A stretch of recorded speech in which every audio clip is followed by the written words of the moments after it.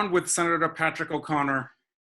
And thank you very much, State Senator, for joining us for another episode of Close-Ups. Needless to say, we're looking forward to having your legislative update and starting with the most important pressing matter, which of course is the COVID-19 coronavirus pandemic. You want to share with us your thoughts on where we are and how you see things at our level here on the South Shore? Sure. First off, Joe, thank you for the opportunity to be able to, really communicate out to the residents of the district. I wanted to first start by thanking all of our healthcare professionals, our first responders, and really everyone in the community that's contributing during these unprecedented and very challenging times. Massachusetts, I believe, is doing everything we possibly can in order to really contain the spread of the COVID-19 coronavirus here in Massachusetts, as well as working with our state-of-the-art, world-class medical academic institutions to do as much as we possibly can to learn everything about COVID-19 and put that into action and try to prevent the loss of human life, try and prevent those from being infected, and really, hopefully, at some point in time in the not-so-distant future, really getting out of this and getting back to the normalcy that we all, really have become so used to. But right now we're in very challenging times, and there's a lot of hurt going around, not just with those who have been infected by COVID-19, but also through the loss of jobs by so many residents of the district, as well as the Commonwealth. Businesses really struggling, nonprofit organizations that provide some of the unbelievable services that we're all so used to shutting their doors and not being able to provide those. So there's a lot really going on right now, but I'm very optimistic and really so proud of so many people in this district who have stepped up and helped out in so many ways that I couldn't even think of, just even 2-3 weeks ago, of how there would be so much need and so many people willing to step up and really take on that challenge. So first and foremost, I just want to thank everyone in the district for practicing social distancing. I want to thank everyone who's really come to the plate and helped their neighbors and their community in a time of unprecedented need. Senator O'Connor, let's talk for a minute about unemployment and what those numbers perhaps might look like here on the South Shore. And most importantly, how are we set up to provide and facilitate assistance for those who are now unemployed? So this has been by far the biggest issue that our office in particular has dealt with. Our phones are ringing, almost nonstop with individuals who need assistance through unemployment. Right now, the volume in the Division of Unemployment Assistance is through the roof, into the hundreds of thousands of cases to be processed. And so right now, the easiest and fastest way, if you've been furloughed, if you've been laid off, if you're in need of unemployment assistance, is to go through their online portal and to apply that way. The online portal is fully operational. There are some instances where people are finding glitches, and that's mostly due to the way in which you type in your company's name. The company's name has to be the exact name that's on your W-2 form. That's how the system processes it. So that's one of the biggest issues that they're finding right there, is that, say you have a company ABC and you type in ABC, but in reality it's ABC LLC on your W-2. Something like that could trigger a kickback in the system. So we're really hoping that people follow that. In addition to that, independent contractors, members of the gig economy, small business owners who are self-employed, these individuals will be eligible for unemployment soon. We're trying to find out guidance as far as the federal government goes to determine how much money these individuals will be paid, how this will happen, because we're in uncharted territories right now, Joe. So we don't know how the federal government wants us to monitor this, but we do hope that, really in the next 24 to 48 hours, we get some guidance, some clear guidance, so that those individuals can be processed through our system as well. Everyone can get up to 26 weeks of unemployment benefits, and we're trying to get as many processed as quickly as we can. And the wait time is usually sometime between 5 and 7 days, that from when you get processed till you get your first check. So we're really doing as much as we possibly can. And honestly, just from a personal perspective, my hat's off to everyone at the Division of Unemployment Assistance. I mean, this is literally working 24/7 around the clock, processing claims to make sure that people who don't get a paycheck will have that safety net, will have the security of state resources through unemployment. So there's a lot going on in the world of unemployment right now. And as I said, it is by far the biggest issue that we're dealing with as constituent cases inside of the office. And if anyone needs any help, please reach out to my office, 617-722-1646. And we are ready and willing to help you with your claim and process it.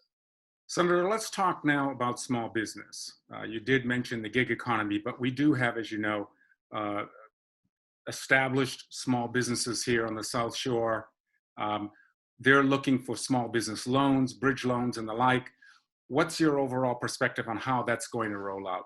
I think the federal government did a pretty good job. So in the meantime, while we were waiting for the federal government to act, the governor put in place 2 rounds of $10 million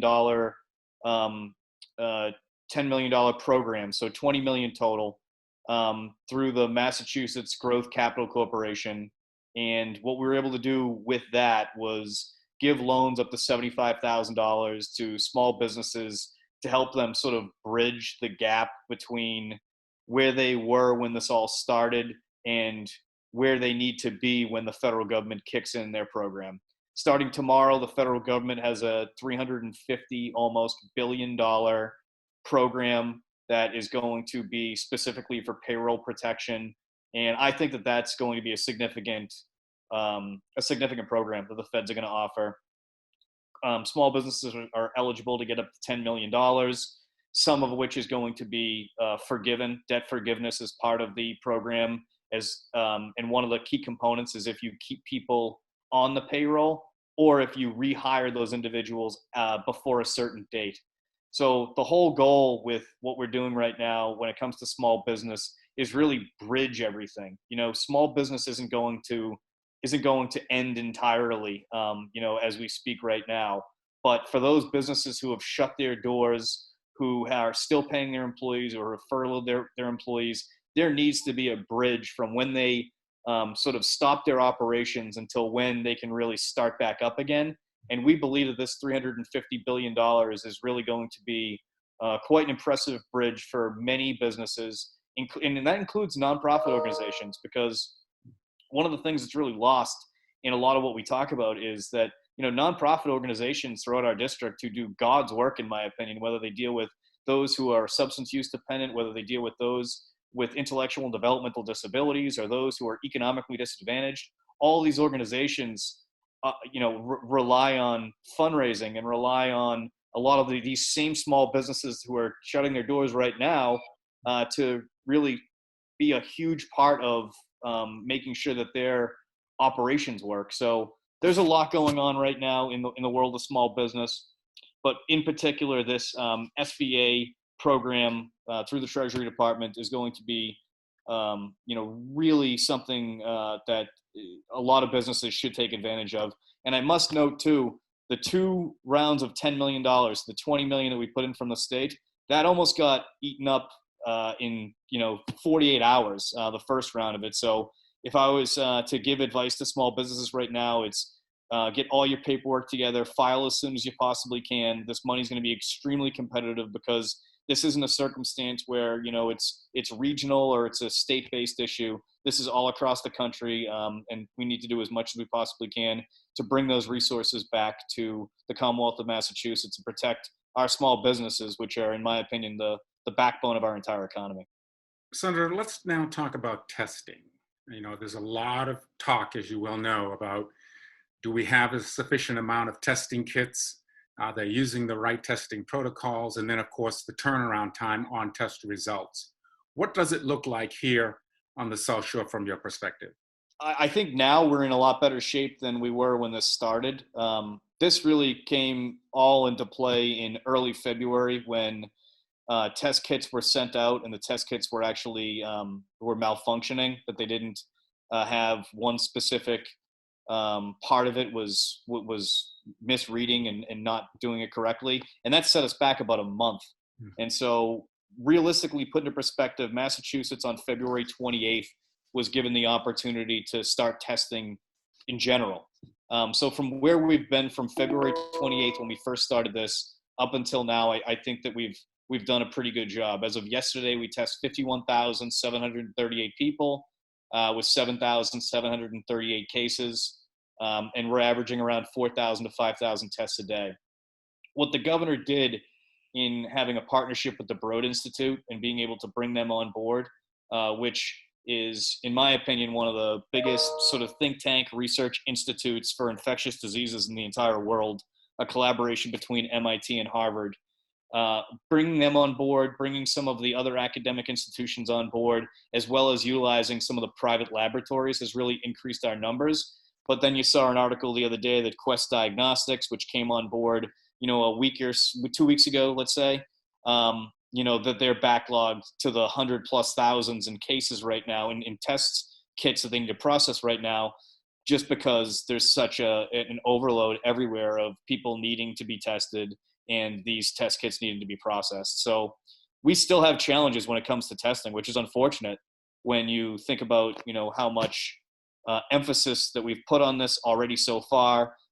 Steps are definitely being made in the right direction when you see companies like Abbott come out that they could potentially come up with a very quick, rapid test.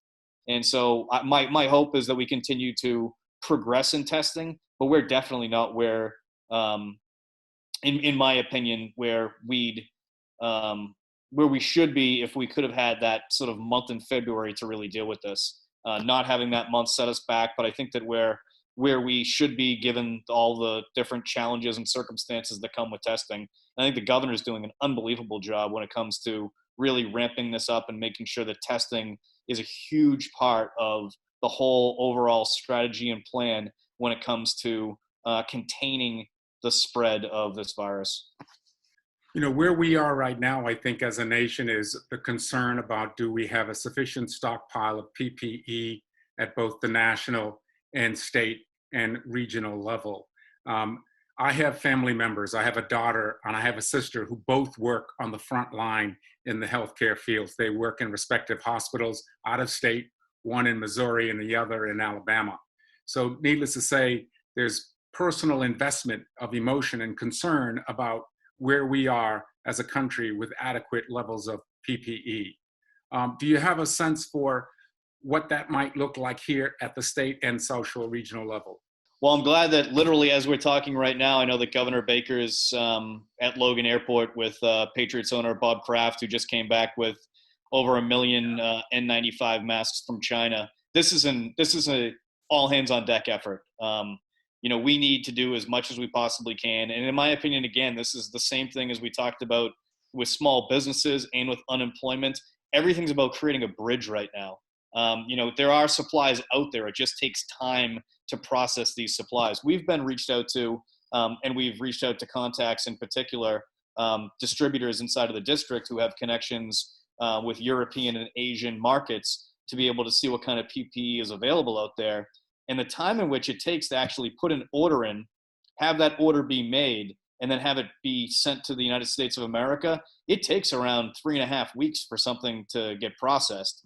So while we're waiting for some of those supplies that we've ordered, and the governor has ordered supplies from various different distributors, while we're waiting for those supplies to come in, we need to make sure that we have the ability to keep up with demand of PPE. That includes surgical and procedural masks, N95s, N99s, face shields, goggles, gloves, protective suits, head covers, hand sanitizing wipes. All of that stuff is in incredible demand right now inside of our hospitals, and we need to do as much as we possibly can to get all of that. If we have it at our house and we don't need it, there's been a donation setup program at the mass.gov/COVID website. We need to do as much as we possibly can to help our first responders and our frontline healthcare workers to bridge that gap between when we're getting all these supplies in. I truly do hope that through some of the initiatives that we put forth at the state level, as well as hopefully some reliance from the federal government to continue to back up some of the PPE that we need, that we'll be able to do this. But it's going to take a lot of work from a lot of different people, and things like, Bob Kraft showing up with 1.2 million masks. And, hopefully this just continues, that people who have the means to go out and do as much as they possibly can do that, because this truly is a community effort. And I couldn't be prouder of what we're seeing right now. But we just need to keep it going, because there is just such an incredible demand right now. We live in a state that's renowned for its innovation and technology. And I understand that recently you visited one of our technical institutions that has chosen to use 3D printing to produce some face shields. Is that right? Yeah, it's unbelievable. SoSure Vocational Technical School. I was there yesterday practicing social distancing, and just wanted to really go by and see the operation that they're running and thank them. So they're producing roughly about 75 to 80 face shields per day, and they're distributing these to local area hospitals as well as our first responders. And one of the things that they're doing is the filament that they're using inside of the 3D printers is a copper-based filament. And so that filament is using the material that some of the medical experts and scientists have determined that the coronavirus can actually live on the least amount of time, which is copper. And so that they've done their research and they're producing these masks, and it's just an unbelievable, it's unbelievable to see, people who are really dedicated and committed and making sure that our people who are protecting us have what they need to protect themselves. And it's incredibly important that they're doing that. And one of the things that Robert Mello, who's the Dean of Students, who was able to take me around yesterday, there was only 3 people in there. It's a small operation, but it's making huge dividends. And I think that's what we're going to see, what we have been seeing, what we're going to see continuously, is people doing a small part to make a big difference. And that's something that's been going around the district a lot. But one of the things that they needed, including in talking about, people playing a role in something huge, is they need transparency film. So the best way to put that is when we were in school, the old overhead projectors they used to use before they have now all the electronic stuff, when teachers would go there and put something on the overhead projector, they'd use transparency film. So that in particular is in demand, because that's actually the shield that they're using. And a lot of times what they'll do is they can just take the filament that holds the shield, take the actual piece of the transparency film out, either wash it and reuse it, or just throw it out if the individual was at the hospital for a long period of time. So we already got quite a few people who said that they were able to find some in the basement, or that they knew that they had some somewhere. And so it's really awesome to see people step up in a time of incredible crisis, keep their calm, and do all they possibly can to help the folks who are literally putting their lives on the line to help us and to make sure that we stay safe and healthy. That is great to know. Senator, is there any other updates that we haven't covered with respect to the COVID-19 pandemic crisis here? As we said, it's uncharted territory that we're in right now. We're on conference calls, and we have one. I know that we just had scheduled one early next week with the governor and all the administration. Mary Lou Sutters, the commander of the COVID Command Center, as well as Secretary of Health and Human Services, has been amazing. The governor, in my opinion, has been great. All my colleagues throughout the district, we're doing as much as we possibly can. Yesterday, we hopped on a Zoom call similar to this with about 40 small business owners in Hull, and we're able to talk to them, and we plan to do that in Hingham and Cohasset and all throughout the South Shore. So we're trying to do as much as we possibly can. My only message to folks is to really practice social distancing. If you need to go out, if you absolutely have to get something to do it. If not, these next few weeks are going to be very challenging and very uncertain. The only thing that we know for sure is that, this is the start and ramp up of where the peak is going to happen from all of the data that's been processed by all of these scientists and medical experts. So if you can stay inside, please do so. If you have to go outside, please practice social distancing. Consider wearing a mask and wearing gloves. It is definitely at that point right now that we need to take the lead from some of the countries who have gone through this, in particular South Korea, and look at what's worked there, what hasn't worked there, and try to implement as many of those practices as we possibly can, because we see that there are examples out there, and they're not outliers. There are examples out there of how this all works and how we can minimize and limit the death rate here in Massachusetts, how we can minimize and limit the amount of time that this takes as far as for the peak to reach, is then for the recovery period to happen. So just do as much as you possibly can. Read up on this virus, read up on the disease, help your neighbor, when they're in need. Make sure you practice social distancing while doing it. But, check on people regularly, and God bless everybody, throughout the Commonwealth and this country as we face by far the biggest public health crisis in well over 100 years. Senator O'Connor, thank you so much for taking the time with us to give us an update. We look forward to following up and getting another update from you. In the meantime, continue the great work, and please stay safe. Please stay healthy. You too, Jill. Thank you. Thank you.